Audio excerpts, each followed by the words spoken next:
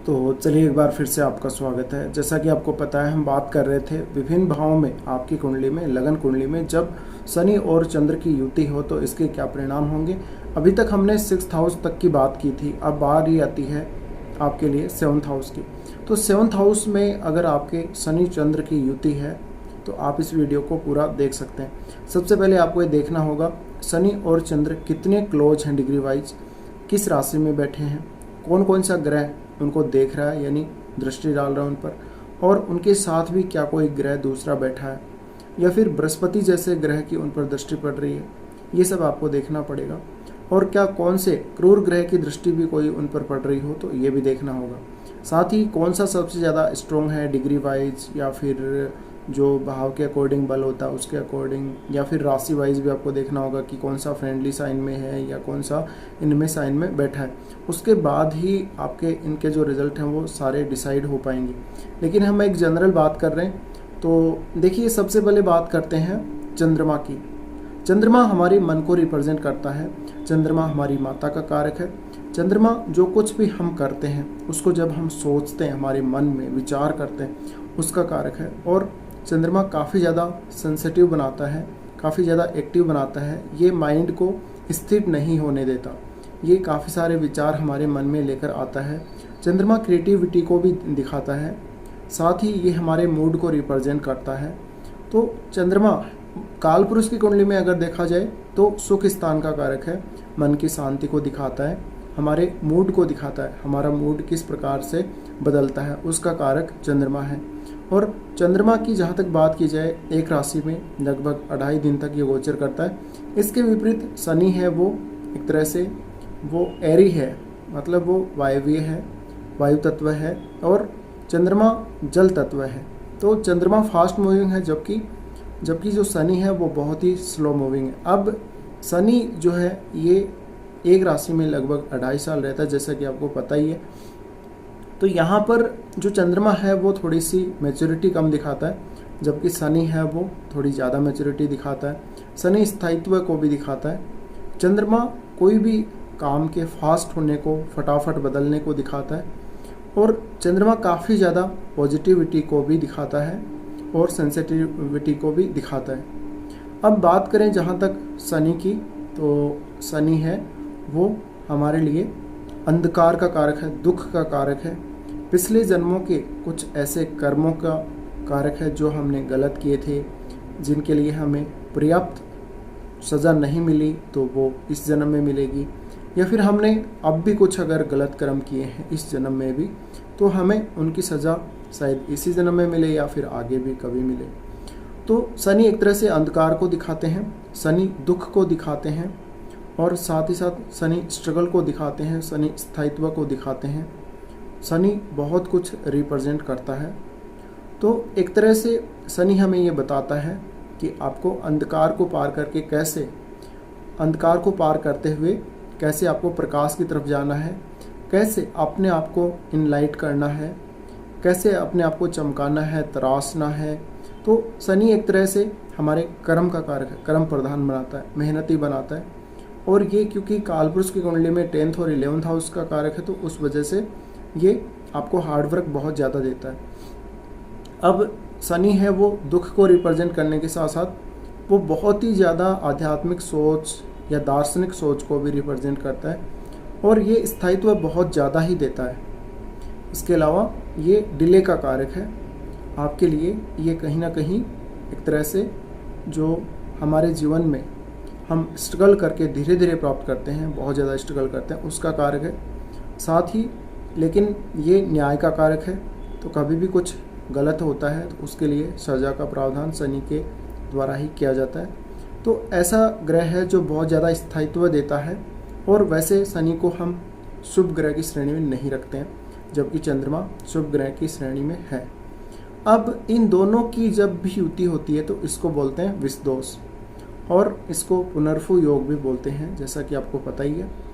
अब अगर आपके 7th हाउस में इन दोनों ग्रहों की युति है तो हो सकता है कि आपका पार्टनर बहुत ज़्यादा सोचने के बाद भी डिसीज़न नहीं ले पाता हो।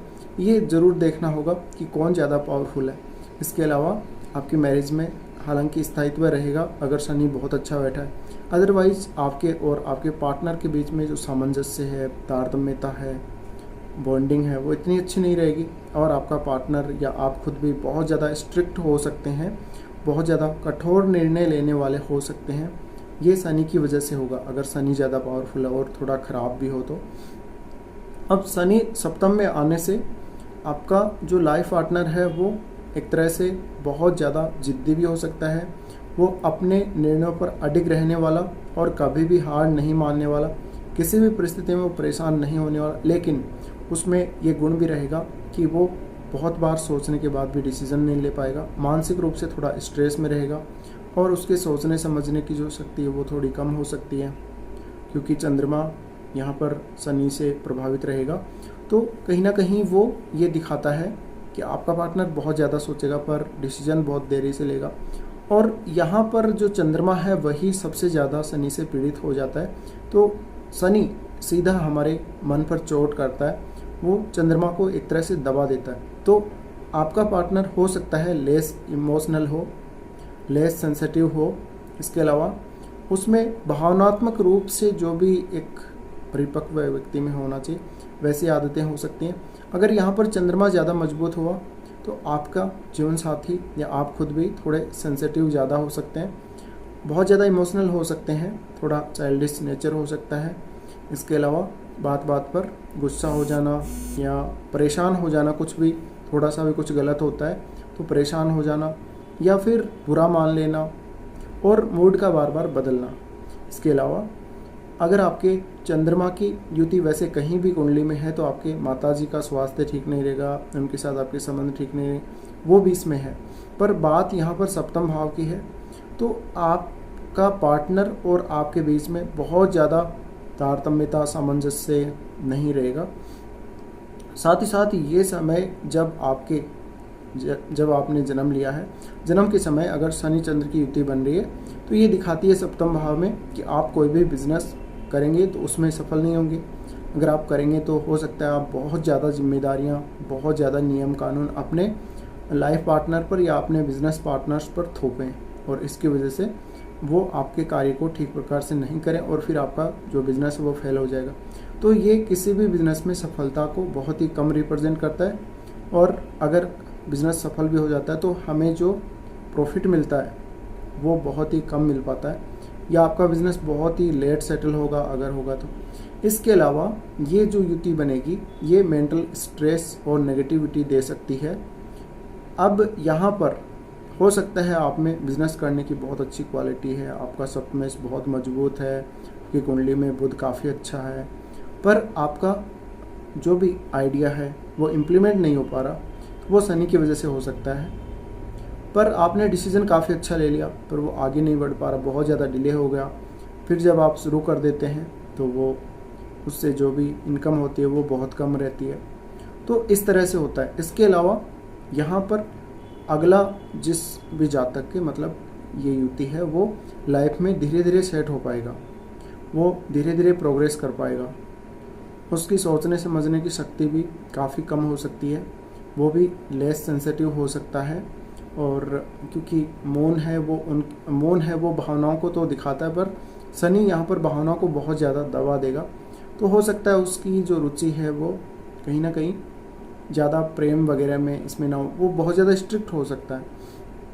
तो सप्तम भाव में शनि अगर काफ़ी अच्छा बैठा है लेकिन, तो ये दूर देश के साथ, विदेश के साथ आपके संबंध बना सकता है बिजनेस के द्वारा, या टूर भी कर सकते हैं आप, या आप विदेश में व्यापार भी कर सकते हैं अपने देश में बैठकर, या फिर दूसरे देश में भी जा सकते हैं। ये तो आपको अपनी कुंडली से ही देखना होगा कि आप दूर देश या विदेश जा सकते हैं या नहीं जा सकते। पर यहाँ पर आपको बहुत ज़रूरी है ये देखना कि कौन ज़्यादा पावरफुल है। अब अगर यहाँ पर शनि चंद्र दोनों ही लगभग क्लोज कंजक्शन के साथ आ रहे हैं, बहुत ही कम 1-2 डिग्री का डिफरेंस आ रहा है दोनों में, तब ये स्थिति ज़्यादा खराब हो सकती है। पर अगर शनि अच्छा हुआ तो ये आपकी मैरिज में कई बार स्थायित्व भी काफ़ी देता है, बट मानसिक रूप से परेशानी ज़रूर रहती है, मन में संतोष नहीं होता, मन में काफ़ी ज़्यादा मतभेद हो सकते हैं, मानसिक रूप से कुछ परेशानियां हो सकती हैं। तो यहाँ पर जो शनि चंद्र की युति बनती है ये मैरिज में भी काफ़ी डिले करा सकती है। इवन आपकी मैरिज बार बार टूटे, बात होने के बाद बार बार बिगड़े, ऐसी कंडीशन। और हो सकता है आप या आपके लाइफ पार्टनर में से एक तो काफ़ी ज़्यादा स्ट्रिक्ट होगा ही होगा, दूसरा हो या ना हो इसकी कोई ज़रूरी नहीं है। तो ये देखना पड़ेगा आपको।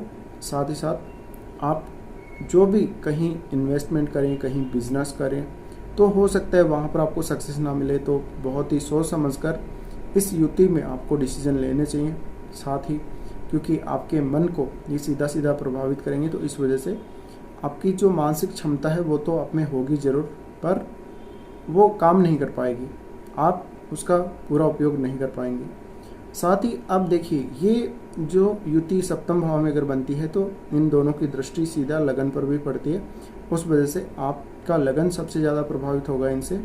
इस वजह से आप में आलस्य रह सकता है।